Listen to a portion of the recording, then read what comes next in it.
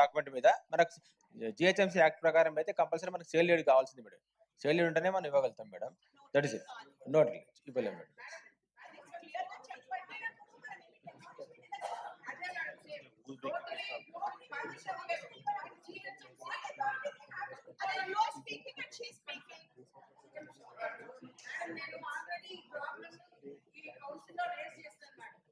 దాదాపు 1500 ఇళ్లకు నేను ఒక రిప్రజెంటేటివ్ గా ఇక్కడ ఆల్రెడీ నేను ఈ కౌన్సిల్ లో మాట్లాడాను. ఇప్పటి వరకు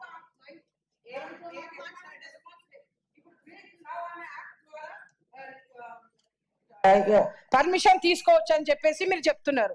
ఇప్పుడు సార్ అంటున్నారు మేము నోటరీ ల్యాండ్లకి మేము పర్మిషన్ ఇయ్యము, సేల్ డీడ్ కావాలంటున్నారు. మా దగ్గర సేల్ డీడ్ లేకున్నప్పుడు మీరు జిహెచ్ఎంసీ పర్మిషన్ ఇవ్వనప్పుడు మరి కూల్చే పర్మిషన్ జిహెచ్ఎంసీ ఎట్లా ఇస్తుందని నేను అడుగుతున్నా మేడం. జిహెచ్ఎంసీ పర్మిషన్ ఇల్లు కట్టుకోవడానికి ఇవ్వనప్పుడు కూల్చే పర్మిషన్ కూడా ఇవ్వద్దు మేడం.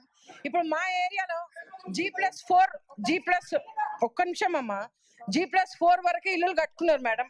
ఈ ఆర్టీఐ యాక్టివిటీస్ అని చెప్పేసి ఎవరో ఒకరు వచ్చేసారు, ఆర్టీఐ వేసేసారు, వాళ్ళ దగ్గర నుంచి డబ్బులు గుంజుతారు. మేము డబ్బులు ఇయ్యనని చెప్పినప్పుడు ఏం చేశారు వాళ్ళు, టౌన్ ప్లానింగ్కి వెళ్ళేసి ఈ సమస్య మీద మా పైన కంప్లైంట్ ఇచ్చేసారు. టౌన్ ప్లానింగ్ సెక్షన్ అసలు ఏమాత్రం చూసుకోకుండా వాళ్ళు వచ్చేసి యాక్షన్ ఇచ్చేసారు. మేము ఇది కూల్ చేస్తామని చెప్పేసి మాకు నోటీసులు ఇచ్చేసారు. దీనిపైన నేను అడిగేది ఏంటంటే మేడం, జిహెచ్ఎంసీ ఇల్లు కట్టుకోవడానికి పర్మిషన్ ఇవ్వదు, కూల్చే పర్మిషన్ కూడా జిహెచ్ఎంసీ ఇవ్వద్దు. ఎందుకంటే మా ఒక్క ఇల్లే కదా, దాదాపు 1500 ఇల్లులు అక్కడ కట్టుకుంటున్నాం.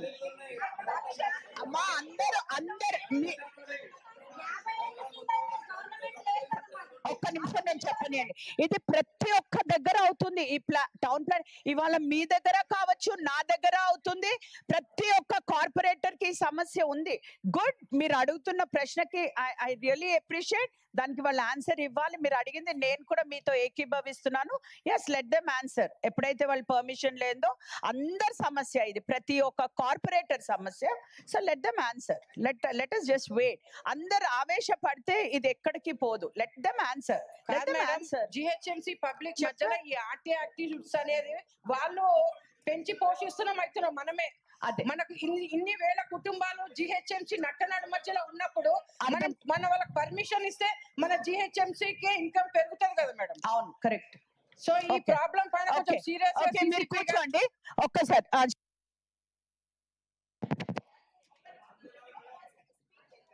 మేడం చాలా సంతోషం. ఐ అప్రిషియేట్ కమిషనర్ గారు, సారీ సిసిబి శ్రీనివాస్ గారు ఫస్ట్ థింగ్. ఎందుకంటే మీరు అనుకుంటున్నట్టు చాలా మందికి తెలియని టీజీ బీపాస్ కోసం కావచ్చు, లేకపోతే బిల్డ్ నౌ అన్న దాని గురించి కూడా మీరు అందరికి చెప్పడానికి ప్రయత్నం చేశారు. చాలా appreciation. But I request one thing, commissioner గారిని కావచ్చు లేకపోతే సిసిపి శ్రీనివాస్ గారిని, ఈరోజు పేపర్లో వచ్చిన కథనం గురించి మీరు ఒక్కసారి ఈ విషయం మీద ఈరోజు సభ మొత్తానికి ఇక్కడ ఉన్న కౌన్సిల్కి మీరు సమాధానం చెప్పాలి. ఎందుకంటే మీరు చెప్తా ఉన్నారు బ్రహ్మాండంగా ఏదో టీఎస్ బీపాస్ చేస్తా ఉన్నాం, లేదా బిల్డ్ నౌ అని చెప్పి యాప్ మేము చేస్తా ఉన్నాం, చాలా సమగ్రంగా ట్రాన్స్పరెన్సీగా మేము పర్మిషన్స్ ఇస్తా ఉన్నాం, ఎక్కడ అవినీతి జరుగుతలేదు అనే విషయం మీరు గాల్లో మెడల్ కట్టినట్టు చూపిస్తా ఉన్నారు కదా. ఈరోజు నేను ఒకటి అడుగుతా ఉన్నాను. ఈరోజు ఒక ఆదాబ్ హైదరాబాద్ అనే ఒక పేపర్లో ప్రైవేట్ వ్యక్తుల చేతిలో ప్రభుత్వ భూమి, మీ ఫోటో కూడా ఇచ్చారు సిసిపి గారు. దీంట్లో ఈరోజు క్లియర్ గా ఇందులో ఏమి ఇచ్చారంటే అవినీతికి అడ్డగా మారిన చీఫ్ సిటీ ప్లానర్ శ్రీనివాస్ గారు. ఇది పేపర్లో వచ్చిన కథనం, నేను చెప్పేది కాదు. ఇదైతే ఉప్పల్ మండలంలో సర్వే నెంబర్ 581/1 లో